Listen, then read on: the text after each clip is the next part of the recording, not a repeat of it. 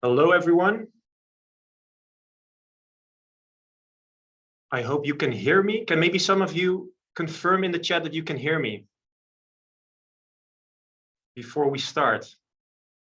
I see a yes, so that's good. I see another yes. Okay, everything is well. All right. In that case, then, yeah, welcome to the webinar. Yeah, thank you for registering, participating in this webinar. Very excited to talk about this topic, which I like a lot, which is analytics and automation in digital marketing. Of course, this webinar is specifically targeted for life science marketers. And well, we had a look at the registrations and saw a lot of you are working for biotech, medtech companies. So yeah, all of you, welcome. My name is Rizgar Saltik. I am partner and consultant at Sciential. Together with my colleagues, I work on digital marketing projects, and I will be hosting this webinar with you. So before we start, just for those who don't know us, I would like to give you a quick introduction about Sciential. So we're a digital marketing agency specifically operating in the life sciences field. The reason for this is that, yeah, it has been founded by me and partners coming from life sciences, knowing that there's a need for certain nuance when marketing products or services within the life sciences field. We have a team combined of life science experts, but also, of course, people coming from an advertising and marketing background. We're located in Rotterdam. That's where our headquarters is, but basically our clients come from all over Europe. And a few come from Asia. What you can expect in terms of what we do and our expertise, yeah, it has to do, of course, with everything around digital marketing, which is, for example, the creation of marketing materials. Well, an example is, of course, webinars, podcasts, yeah, brand books, those type of materials. And then, of course, advertising on the go-to platforms that are known to you, such as LinkedIn or Google. We focus a lot on growth marketing because specifically in life science, it's a lot of business-to-business propositions. So that's where growth marketing comes in handy. And we offer training and consulting. So until now, we've been able to help over 40 companies. As I said, most of them are within Europe. Of course, life science is a very niche field. So yeah, probably you also know some of these companies, but within the life science sector, some subsectors that we've operated in are, of course, biotechnology, medical technology. Some companies are contract research organizations, some are CDMOs, some are suppliers, manufacturers. We're helping virtual clinics also. And of course, yeah, companies that are targeting or offering products within the healthcare system, basically everything that has to do with the life science and health topics. Now, the reason you are here today is, of course, is for the yeah, topics that we will discuss around automation and data analytics. So what we did is we divided this into 3 topics. Of course, what are the trends in life sciences marketing? I think it's interesting for you to know what the trends are at the moment. The recommended automation tools for life science marketers. I can imagine that you get lost within the jungle of the available tools that you have, and you want to know which ones to use that work best for your company. And Google Analytics 4 is also something we want to discuss briefly because, yeah, I think most of you who are using Google Analytics received an email from the Google platform saying it's time to change from Universal Analytics to Google Analytics. So yeah, it might be good to actually know what the fuzz is about.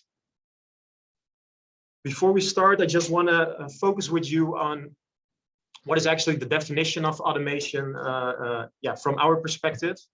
Because if you Google marketing automation, you end up on a lot of internet sources, and we all know that the internet can have yeah, interesting takes on some topics. So let's just clear out on what we think marketing automation is. It's basically to use tools and automating your workflow on a daily basis, so digital tools. And what it does is it helps you, your team, your marketing department to do your work more efficiently. So internally within the company, your operations get more efficiently, and externally you get more results, as in, yeah, reaching more clients or whatever your marketing goal is. And in this webinar, we will focus a lot on lead generation around marketing automation, because this is the typical go-to challenge that our clients always ask us questions about. So again, marketing automation is quite broad, and you have a lot of disciplines. For example, you have data analytics. You want to automate the way that you analyze data or see data or organize it. There's email marketing, there's advertising, you have social media automation, there's workflow automation, inbound automation, so search engine optimization, for example. There's omnichannel automation, which is becoming a new hot topic, and then CRM automation.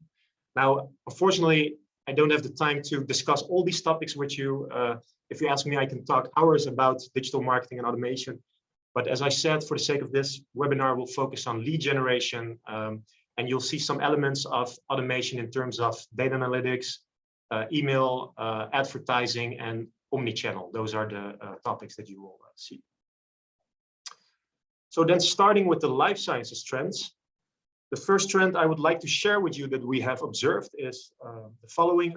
Last year on LinkedIn, we analyzed how large is actually the life science industry online. So if you talk about digital marketing, you also need to know whether or not you can reach your audience online. And what we see, and we also discussed this last year, is that the life sciences audience is growing a lot, especially also on LinkedIn. So for example, if you look at the pharmaceuticals, the amount of people that work there, biotechnology, biotech grew from 1.7 million to almost 2 million people that are active on LinkedIn. This means that your audience is more active on LinkedIn, and this means that there's a chance for you, an opportunity for you to reach them and automate the way that you reach and convert them. So the growth has been seen for all these fields that we had a look at: pharmaceuticals, biotech, medtech, and hospital and health. But the largest growth is actually biotechnology, which grew by 12% since the past year in terms of how many people you can reach. Now, we also want to ask you to keep in mind with LinkedIn marketing that it's becoming easier this way to actually reach life science professionals via digital marketing.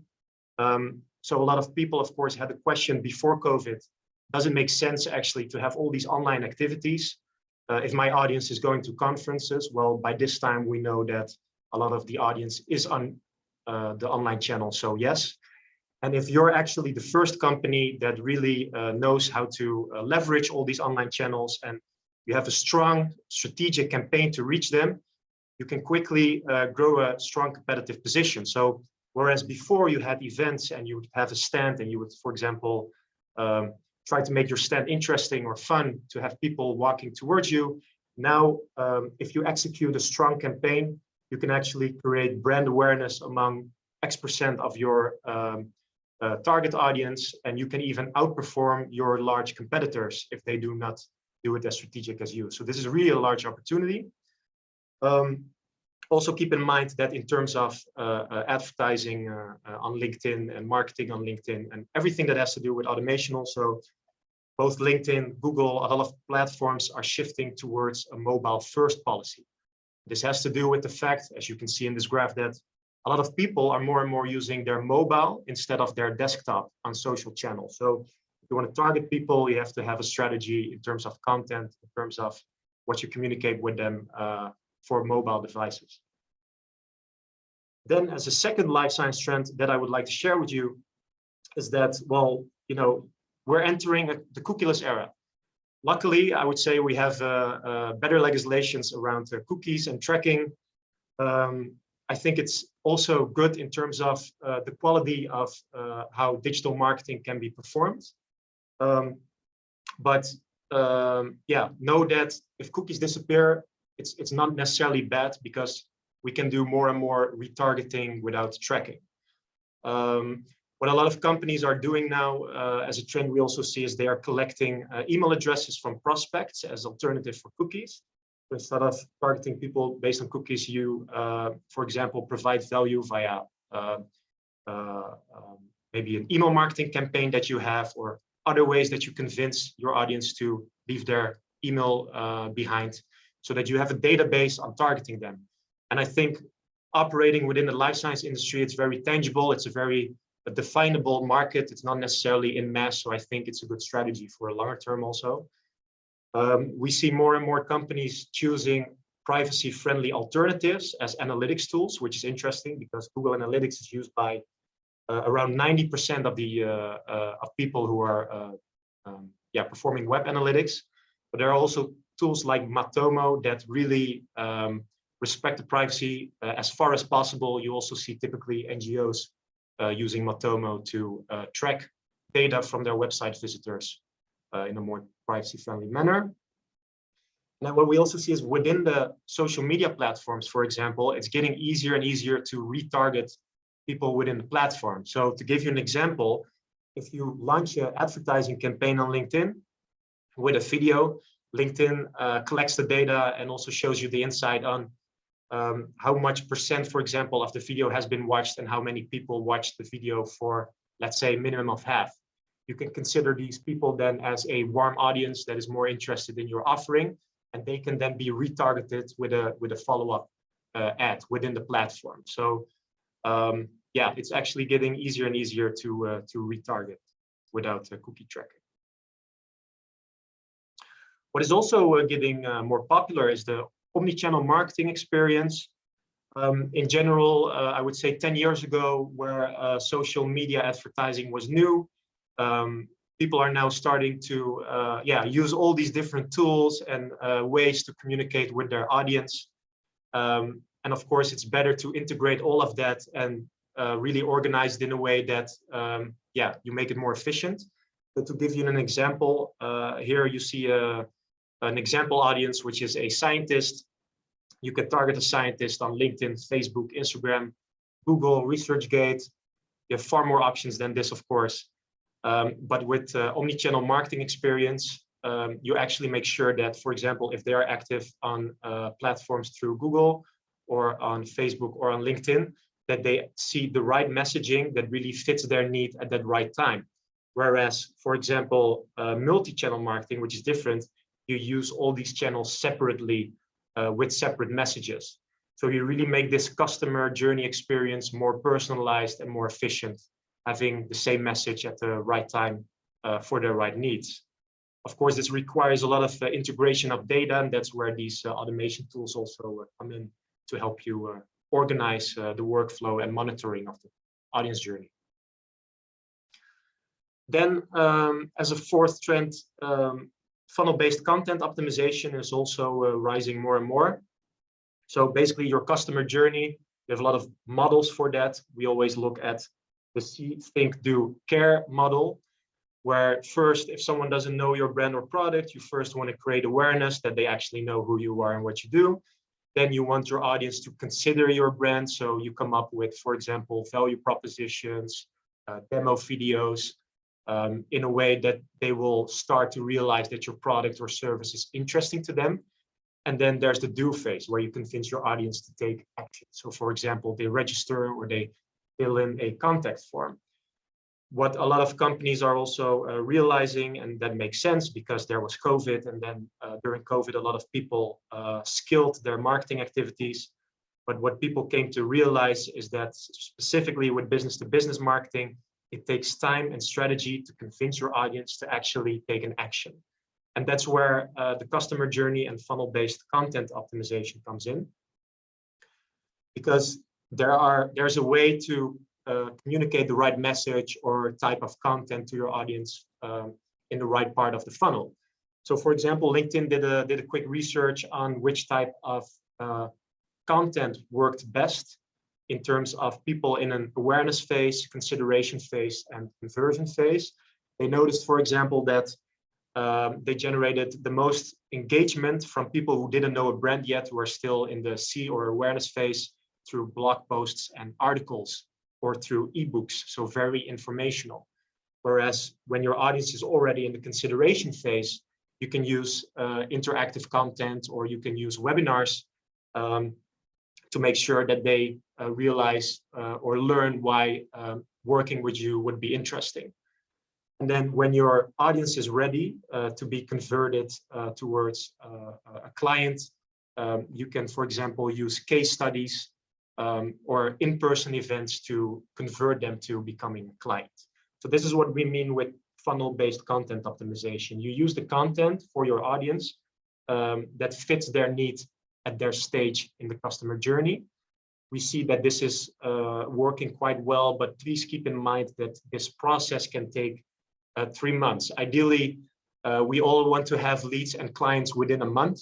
And yes, it is possible, but it's unfortunately not always like that. It can take time. And if you invest in a proper customer journey with some proper blogs and posts that you first target your audience with, and then retarget them with, for example, a webinar, and then retarget them with case studies, or invite them for an in-person event, then on the longer term, these clients, you will have a higher chance of converting these clients in an efficient manner. So that's the fourth trend. Then the fifth one is, again, as we're evolving as an industry and as digital marketing opportunities are evolving, lead scoring is gaining popularity. So what we mean with lead scoring is once you have all these campaigns set up, your advertising goes well, your content marketing goes well, your inbound marketing goes well, you have a lot of leads coming in, you need to follow them up. But of course, you want to do this in an efficient manner. So you want to have this efficient collaboration, interaction between the marketing department and sales department. You want the marketing department to only send the leads that are as warm as possible or as informed as possible about your product offering, so that sales can send out a very specific offer to them. And with long sales cycles, this is a very efficient way to organize your leads. And that's where lead scoring comes in, because it saves you time, capacity, and it can increase sales productivity and revenue. So you can do the scoring. It's sort of objective / subjective. Automation tools offer lead scoring systems, but you can also adapt a bit to your own need. For example, you can provide points to whatever action they took. Maybe they wanted a free offer, maybe they filled in a contact form, or you got a call with them. Based on that, you can score your leads and then focus your follow-up efforts on the most warm leads as possible. So that's what we mean with the lead scoring. Of course, there are a few tools that we will mention to you later on. So these are the trends that we see within life sciences business-to-business companies, how they operate, and the opportunities that they have. Going then to the automation tools that are recommended for life sciences marketers. We get the question a lot, of course. There are so many tools available. Which one should we select? It's a very good question. And like a lot of questions, we as marketers always answer is, it depends. In this case, we created a model for life sciences companies on which type of tools or steps they should take in terms of marketing automation. So we turn this into categories: basic, intermediate, and advanced. Typically, and again, this is it's not that everyone has 100% all these elements that we describe here. There's also overlap, but it definitely helps to know a bit which situation you are. But what we see is that companies who just started out, or they're small, or they just started out with digital marketing, they typically first focus on the awareness part on digital marketing. So content marketing, maybe some awareness advertising campaigns, where they only require relatively easy to use marketing tools such as MailChimp. I think a lot of you also use MailChimp, which is an easy go-to tool. Google Analytics. Typically, small marketing team can be one person, maybe two, and you focus on first the initial metrics, which are visits and clicks, because clearly you want to know if the marketing efforts work. Then once you have all of this set up and you see some traction and engagement, and you're collecting emails, you can move towards an intermediate phase, typically also associated with scale-up companies that are trying to either expand their business or launch a new product or obtain new markets. They really want to focus more from awareness to lead generation and growth.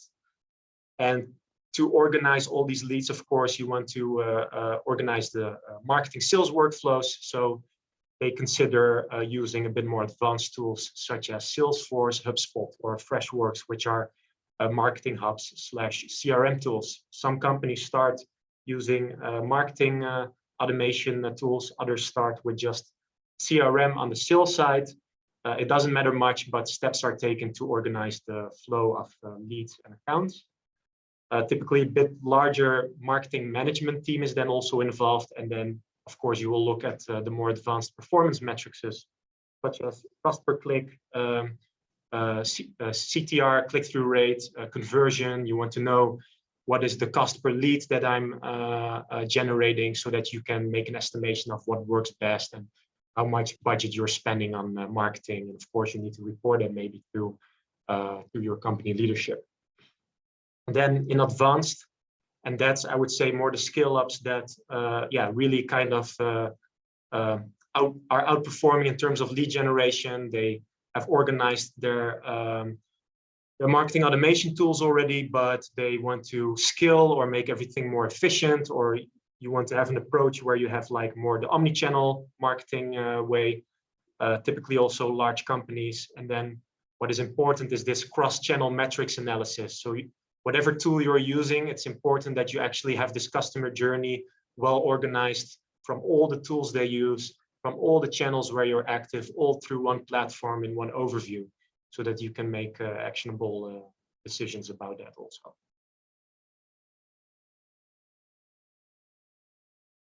And then what we always like to do is start with the objective opinion of what is a good tool.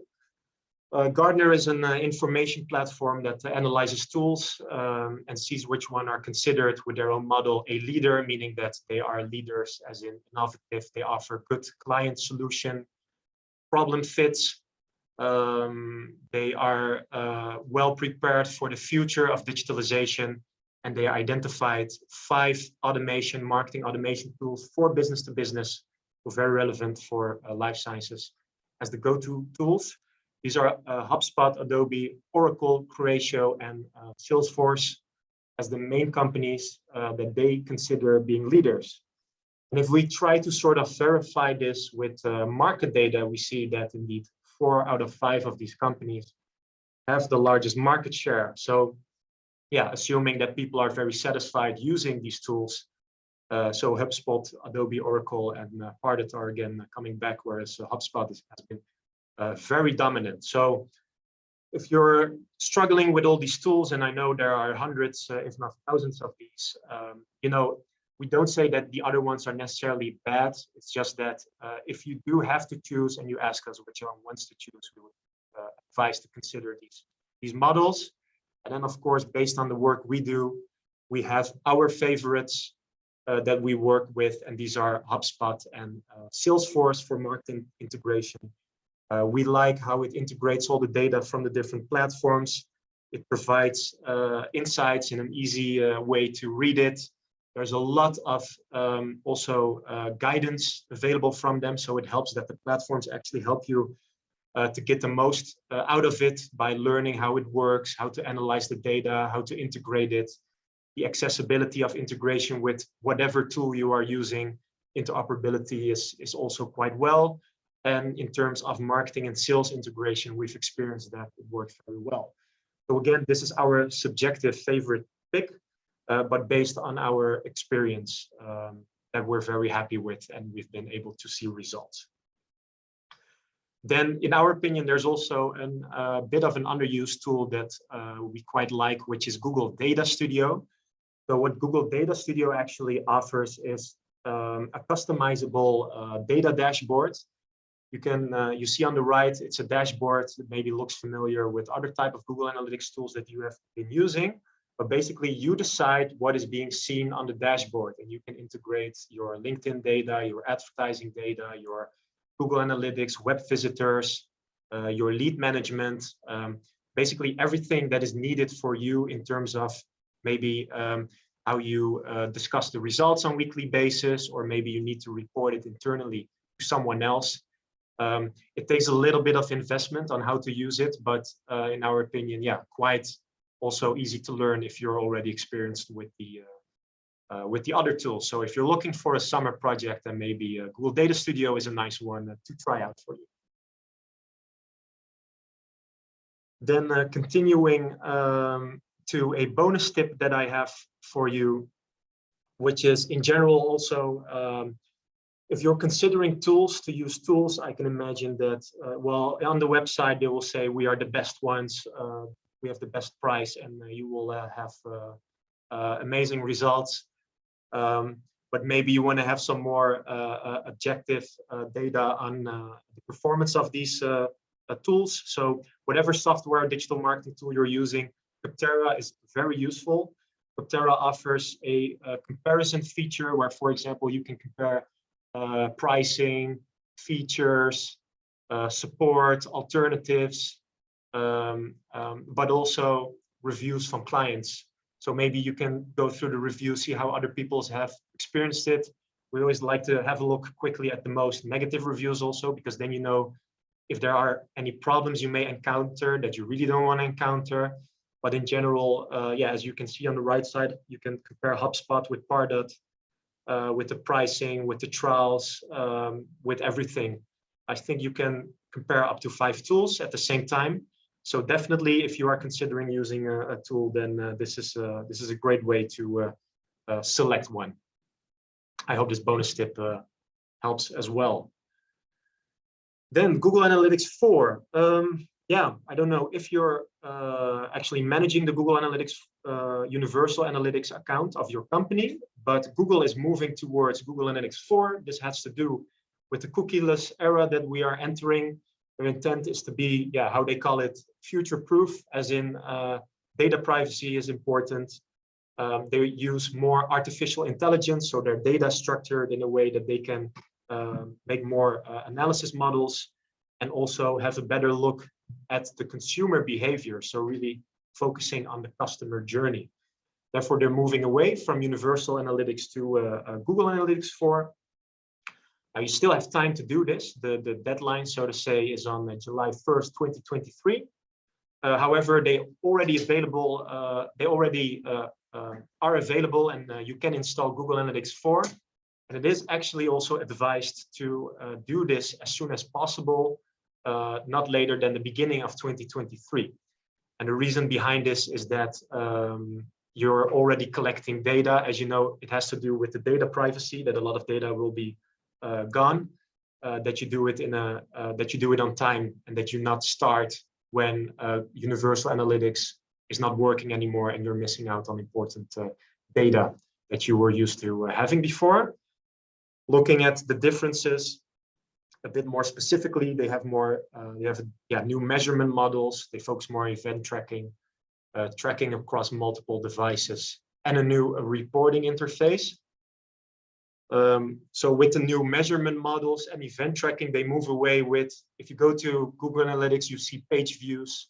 They're moving away from it towards more event tracking that also has to do with being more focused on the customer journey instead of these loose elements. It's now easier to access behavior data and interaction through the automated event tracking. So where, for example, before you had to really install or set up a conversion tracking yourself, you would, for example, say, I want to track people who are watching videos for who are on the page for X amount of seconds. This is now done all automatically to really recreate this customer journey and help you increase the conversion. But in general, less tracking will be needed. There are a few new measurement models and metrics that you might have to get accustomed to. For example, what they are introducing is active users instead of users, meaning people who engaged with your website in, I believe, the past 30 days. Conversion goal becomes conversion event. Bounce rate is going away and will become more engagement rate, also has to do with total event becomes event count, and unique page views is not available anymore. So a few little changes there. Then what they also aim for is tracking across multiple devices, also relating to their goal to become more predictive, leverage AI, provide data insights and actionable insights for you as a user of the platform, focusing more on the customer journey. The idea is then that you can optimize the way you convert customers or clients on your website thanks to this. Also, of course, has to do with the omnichannel approach that we discussed before. Especially web and app data are organized together, and it's merged as one journey that also helps to increase conversions. Then, yeah, as a final one for Google Analytics 4, there's a new way of reporting and a new interface, of course, where above you see the typical universal analytics. You see real-time information, audience acquisition, behavior, and conversions. I believe for those who are using this already, this is quite familiar. This changes, as you see, to reports, explore, advertising, and configure. So you can see there's a few things changing. So we advise not to wait too long. Maybe another summer project. Sorry for giving you all this homework. But definitely it's advised not to start too late, because it can benefit you a lot if you have your Google Analytics account set up and your way of work with this also. So with that, actually coming to the last remark that I would like to make in terms of marketing automation and analytics. So what you can realize, hopefully, is that marketing automation really it creates some operational efficiency. It saves you time because all these platforms are integrated. You can access everything through one channel or tool.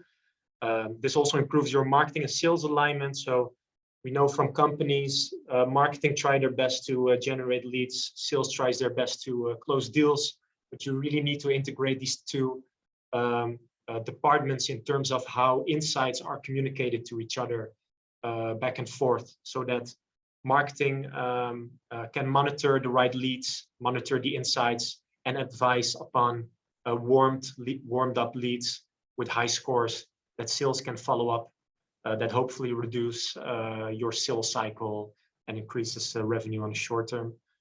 It also, of course, increases your conversion rate, because once you automate your marketing processes, you know what works well, what doesn't work well, so you can consider maybe downscaling the activities that don't work well and upscaling the ones that are performing very good for your business. In terms of a future-proof marketing strategy, automation also helps you with the personalized marketing strategies. So really funnel-based, but also personalized towards what your audience is ready to perceive as information. Maybe they first need some basic information, maybe they need some extra explanation, or they're ready for a demo or a case study. Automation can help you with that. Again, lead scoring is very interesting to focus on. And in terms of reporting, maybe to your team and to your, you also make business decisions based on the data you collect, right, for your whole company. You get insights on which type of audiences are participating, engaging with your content, which aren't, which products are more interesting, which aren't. So with marketing automation, you can help your whole executive team to get more actionable data insights and act upon that for strategic company decisions. And of course, digital marketing and automation helps you to outperform your competitors, because it's very tangible to calculate, okay, with this amount of budget, I can reach 50% of my whole audience within Europe, meaning that in principle, you can establish brand awareness of 25% within a year, and maybe even obtain a market of 10%. Through marketing automation and data insights, we believe that you can really outperform your competitors. But of course, everyone will have access to automation tools. So the question is, who will be first? I can understand that a lot of you have questions because you use different tools and you're in a different maturity stage, and you have different challenges for your own company in terms of automation and your business goals. So because we value that you participated in this webinar, we want to offer you a free maturity scan. So what it is that you can schedule a call with my colleague Maurice. He will ask you a bit of questions about the situation that you're in, type of tools that you use, how you've structured your marketing campaigns and your marketing and sales automation alignment. And then based on that, our consultants can for you create a playbook. We offer this for free, but of course, our time is limited, so we can offer 5 maturity scans. So if you want one, we advise you to click on the link that we will send you after this webinar. So my colleague Feline will send you an email with a link, and you can schedule a call with my colleague Maurice. If you cannot wait for the link, then here's his email address, so you can contact him also directly. But basically, he will go through these questions, see if you're eligible for a maturity scan, and then you can receive a automation playbook with strategic advice tailor-made to your to the needs of your company. So with that, I hope this webinar was useful for you, and we gave you some insights that is helping you further. We will organize webinars on a regular basis, so do keep following us. Also on LinkedIn, register, subscribe to our email newsletter, and definitely if you have any questions or just want to discuss your goals and ambitions, or just a brief introduction, feel free to reach out to me or my colleague Maurice. And with that, I want to thank you for attending this webinar. It's almost July, so I hope you'll have a great summer, and I hope to see you soon. Have a great day. Thank you.